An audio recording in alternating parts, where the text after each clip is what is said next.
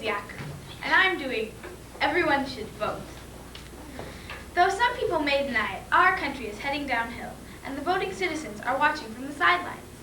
The same people that are complaining about taxes and politicians are staying at home on election days. It makes me worry when I see the statistics.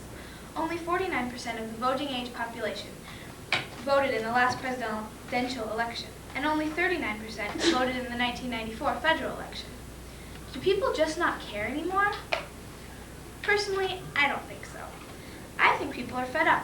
Our country has a two-party system that looks more and more like a one-party system every year. When voters are given only two realistically votable candidates, they feel that they have a couple of choices. They can vote for a candidate they agree with but will obviously not win. They can vote for the better of two bad candidates, or they can just not vote. Most people choose choice 3. What people don't realize is that the only way they can change things is to vote. Not voting sends the government a message that it can do whatever it wants, and we don't care. It also tells kids, hey, voting isn't important. You can't change anything anyway.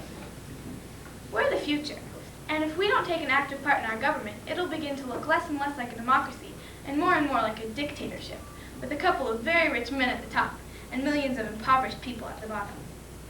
I know you're thinking, yeah, that'll happen when hell freezes over, but don't be so sure. It's already happening. Nowadays, many elected officials get way too much in campaign contributions from companies that sell cigarettes and have factories in countries like Mexico. These officials and company heads are very rich, and they get even richer when they lay off U.S. workers and move their companies to poorer countries. When politicians get these large contributions, they feel as though they should support the ideas of the company heads and stuff. This makes the voting citizens get fed up, and then they give up. But we don't have to give up. As Americans, every one of us has the duty to get out and vote as soon as we turn 18. There are no excuses. Even if you're bedridden or out of town, you can get an absentee ballot. Maybe you say, well, one vote really doesn't matter, but it does.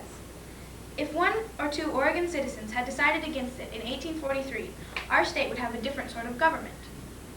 Then we might belong to Canada, but that might not be so bad, because in 1991 in Canada, they had a 75% voter turnout, while in 1992, we had a 55% voter turnout, which is high for us. I don't know why more Canadians than Americans vote, but I do know one thing. You can't have rights without responsibility, and it's our responsibility to vote.